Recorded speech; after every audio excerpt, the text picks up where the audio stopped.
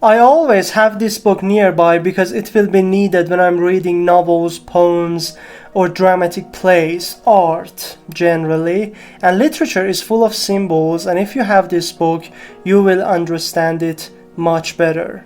Hello guys, and welcome back to another video about literature. My name is Sohail, and if you are interested in topics related to literature, reading, literary criticism and so on, hit that subscribe button to watch my future videos as well. And today I'm going to introduce a book, a very useful book to you, which is a dictionary of symbols next to you, and you can use it to understand the hidden layers of the meaning of literary works. This is perfect. A Dictionary of Literary Symbols by Michel Ferber, published by Cambridge University Press. This is really a great book about symbols in literature, and you can use it near you when you are reading novels or any literary artistic work. You can also find the PDF versions of this book easily and online in Google. It's freely available in Google. You can find it easily.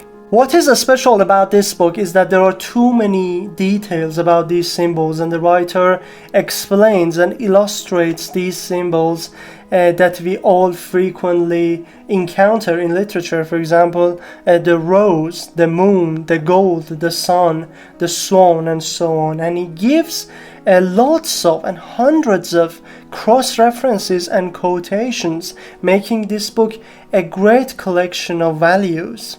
Although the dictionary concentrates on English literature, its entries range widely from the Bible and old classic literature to the 20th century, bringing both American and European literatures. The rich references in this book are the milestones of this collection, make it an essential tool not only for literary and critical scholars and students of literature, but also for those common readers who want to read critically and to get more out of a literary work.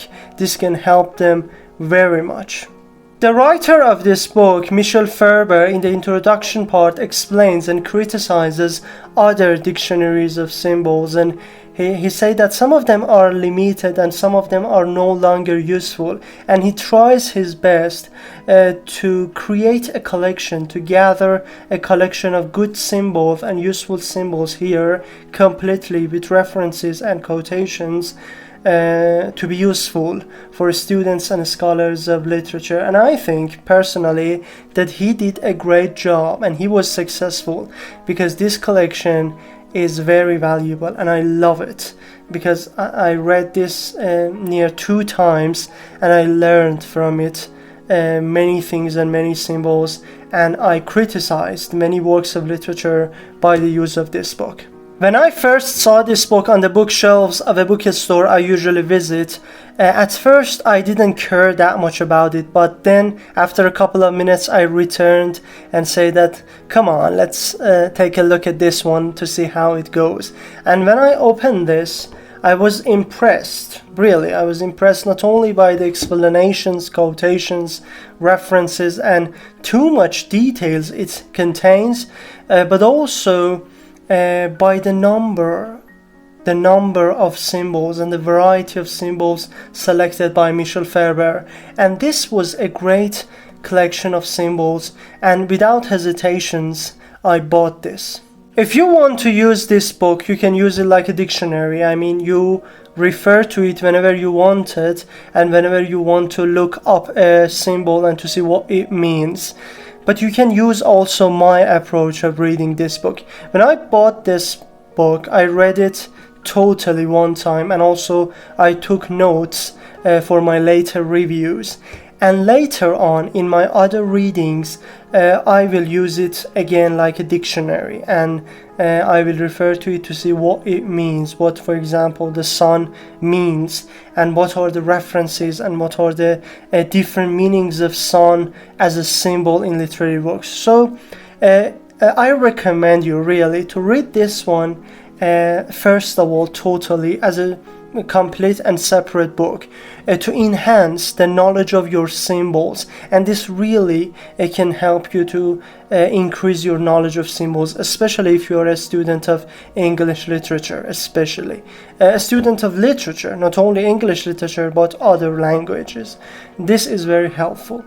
Another final point I want you to consider is that this book is a primary source, so you can use it in your articles and in your, book chapters, any way you want to do a scholarly work. So if you want to write an article, write an essay, write anything about authors and novels and artistic works, you can use this book as a primary source.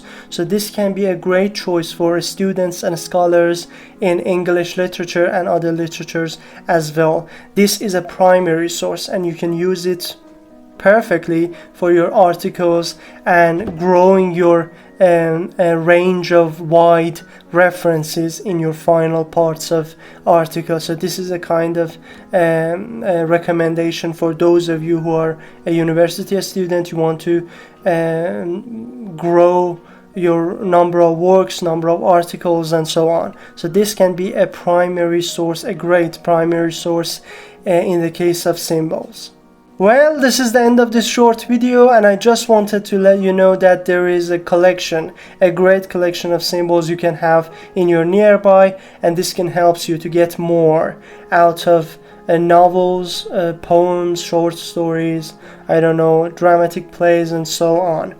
Thanks for your attention, and be sure to subscribe if you find my channel and the contents and videos interesting and helpful. Thanks for your time. Take care.